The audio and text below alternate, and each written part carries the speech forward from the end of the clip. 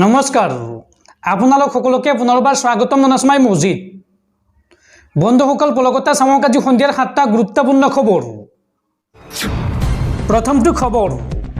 অভিনেতা সলমান খানক হত্যাৰ ষড়যন্ত্ৰ অভিনেতা সলমান খানৰ বাসগৃহলৈ লক্ষ্য কৰি তিনি জাইকৈ গুলি নিক্ষেপ দুৰ্বৃত্তৰ আজি পুৱাৰ ভাগত সংঘটিত হৈছে ভয়ংকৰ ঘটনা অভিনেতা সলমান খানৰ বাসগৃহৰ সন্মুখত গুলিচালনা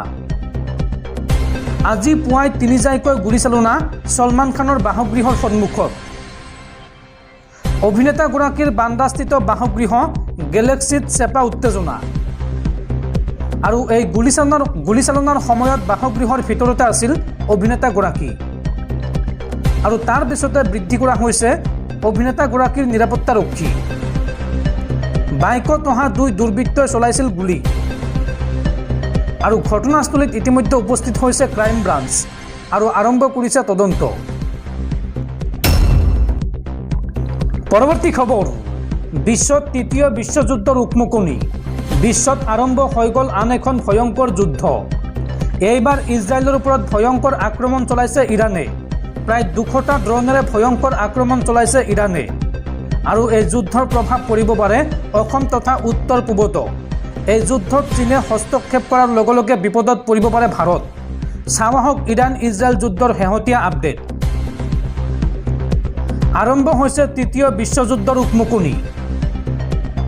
জেৰুজালেমক লৈ সৃষ্টি হোৱা যুদ্ধখনে ল'লে ধৰ্মযুদ্ধৰ ৰূপ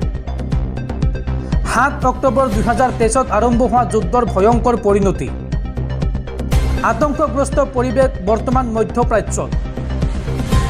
এইবাৰ ইজৰাইলৰ ওপৰত আক্ৰমণ চলাইছে ইৰাণে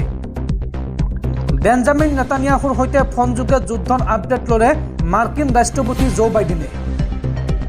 আৰু যিকোনো মুহূৰ্তত এই যুদ্ধত হস্তক্ষেপ কৰিব পাৰে আমেৰিকা যুক্তৰাষ্ট্ৰই ইয়াৰ লগে লগে হাত সাবটি বহি নাথাকে ৰাছিয়া আৰু চীন আৰু এই যুদ্ধত চীনৰ হস্তক্ষেপৰ লগে লগে বিপদত পৰিব পাৰে ভাৰত যুদ্ধৰ প্ৰভাৱ পৰিব পাৰে অসম তথা উত্তৰ পূৰ্বাঞ্চলত প্ৰথম অৱস্থাত ইজৰাইলৰ পক্ষত থকা ভাৰতে বেক ষ্টেপ লৈছে পৰৱৰ্তী সময়ত ৰাষ্ট্ৰসংঘৰ মজিয়াত অধিকাংশ দেশৰ বিৰোধিতা ইজৰাইলৰ আৰু এই মুহূৰ্তত বিশ্বৰ 57খন ইছলামিক ৰাষ্ট্ৰই বাৰে বাৰে কৰিছে বৈঠক এতিয়া চাৰিও দিশৰ পৰা বিপদত পৰিছে ইজৰাইলৰ ওপৰত ইৰাণৰ ভয়ংকৰ আক্ৰমণ 200ৰো অধিক ড্ৰোন আৰু মিছাইলেৰে আক্ৰমণ চলাইছে ইৰাণে আৰু সমগ্ৰ মধ্যপ্ৰাচ্যত বৰ্তমান তীব্ৰ উত্তেজনা ইয়েমেন আৰু লেবাননৰ আক্ৰমণ চলাইছে ইজৰাইলক এই আক্ৰমণত ইজৰাইলৰ সামৰিক ঘাটিত ক্ষতিসাধন হৈছে আৰু এই মুহূৰ্তত দুখন দেশত জাৰি কৰা হৈছে হাই এলাৰ্ট দুখন দেশৰ মাজত বৃদ্ধি পাইছে তীব্ৰ উত্তেজনা পৰৱৰ্তী খবৰ বিজেপিয়ে প্ৰকাশ কৰিলে 2024 লোকসভা নিৰ্বাচনৰ নিৰ্বাচনী ইস্তাহাৰ আৰু বিজেপিৰ নিৰ্বাচনী ইস্তাহাৰত কি আছে চাওঁ আহক 370খন আসন লাভৰ আশা কৰা বিজেপিয়ে লোকসভা নিৰ্বাচনৰ বাবে পূৰ্ণগতিত প্ৰচাৰ চলাই আছে আৰু এনে সময়তে দলটোৱে দেওবাৰে প্ৰকাশ কৰিলে লোকসভা নিৰ্বাচনৰ ইস্তাহাৰত ইউনিফৰ্ম চিভিল কোড চমুকৈ ইউচিচি আৰু এক ৰাষ্ট্ৰ এক ভোটৰ অংগীকাৰ কৰা হৈছে বিজেপিৰ ইস্তাহাৰত সংঘৰ দীৰ্ঘদিনীয়া কাৰ্যসূচী পূৰণ কৰাৰ প্ৰতিশ্ৰুতিও দিয়া হৈছে দেওবাৰে দলটোৰ নিৰ্বাচনী ইস্তাহাৰ মুকলি কৰি প্ৰধানমন্ত্ৰী মোদীয়ে কয় যে বিজেপিয়ে বিশ্বাস কৰে সমগ্ৰ দেশতে এক অভিন্ন নাগৰিক বিধি ৰূপায়ণ কৰাটো প্ৰয়োজন ৰাম মন্দিৰ নিৰ্মাণ অনুচ্ছেদ 370 বাতিল কৰা আৰু অভিন্ন নাগৰিক সংহিতা পৰিৱৰ্তন বিজেপিৰ কৰিবলগীয়া কামসমূহৰ ভিতৰত বিশেষ কাম আছিল বুলিও দলটোৱে প্ৰকাশ কৰিছে বিজেপি আৰু সংঘ পৰিয়ালৰ 3টা দীৰ্ঘদিনীয়া কাৰ্যসূচীৰ 2টা ইতিমধ্যে পূৰণ কৰা হৈছে এতিয়া বাকী আছে ইউনিফৰ্ম চিভিল কোড সমগ্ৰ দেশতে ৰূপায়ণ কৰা বিজেপিয়ে স্পষ্ট কৰি দিছে যে এখন ৰাষ্ট্ৰৰ দুখন পতাকা দুখন আইন থাকিব নোৱাৰে এয়া দীৰ্ঘদিন ধৰি বিজেপিৰ সংকল্প ইয়াক পূৰণ কৰিবলৈ গেৰুৱা দলে ইতিমধ্যে বিজেপি শাসিত বিভিন্ন ৰাজ্যত স্থানীয় পৰ্যায়ত অভিন্ন নাগৰিক সংহিতা কাৰ্যকৰী কৰাৰ প্ৰক্ৰিয়া আৰম্ভ কৰিছে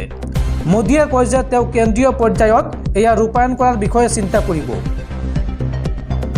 এক দেশ এক নিৰ্বাচন বিজেপিৰ প্ৰধান অংগীকাৰ বুলি মোদীয়ে কয়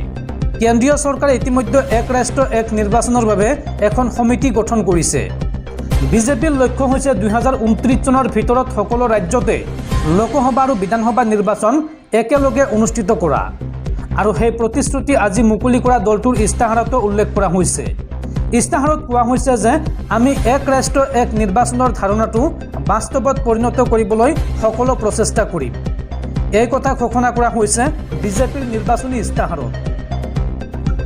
বিজেপিৰ সূত্ৰই দাবী কৰিছে যে বিজেপিয়ে 2024 চনত প্ৰত্যক্ষ ধৰ্মীয় মেৰুকৰণ এৰাই চলিবলৈ চেষ্টা কৰি আছে, যাতে মোদীৰ ভাৱমূৰ্তি জনসাধাৰণৰ মাজত অক্ষুণ্ণ থাকে। বিজেপিয়ে ৰাম মন্দিৰৰ দৰে পোনপটীয়াকৈ কাশী মথুৰা মন্দিৰ নিৰ্মাণৰ বিষয়টো এইবাৰ এৰাই চলিছে। দৰাচলতে বিজেপিয়ে ভাবে যে ৰাম মন্দিৰ নিৰ্মাণৰ পিছত হিন্দুত্বৰ বতাহ বলিব। সেয়েহে নিৰ্বাচনী ইস্তাহাৰত পোনপটীয়াকৈ আন কোনো মন্দিৰ নিৰ্মাণৰ কথা উল্লেখ কৰা পৰিলক্ষিত হোৱা নাই। একে সময়তে প্ৰধানমন্ত্ৰী মোদীয়ে কয় যে দুৰ্নীতিৰ বিৰুদ্ধে যুঁজ অব্যাহত থাকিব। দুৰ্নীতিৰ প্ৰসংগত মোদীয়ে কয় যে বিজেপিয়ে দেশৰ স্বাৰ্থত ডাঙৰ আৰু কঠোৰ সিদ্ধান্ত লোৱাৰ পৰা আঁতৰি নাথাকিব।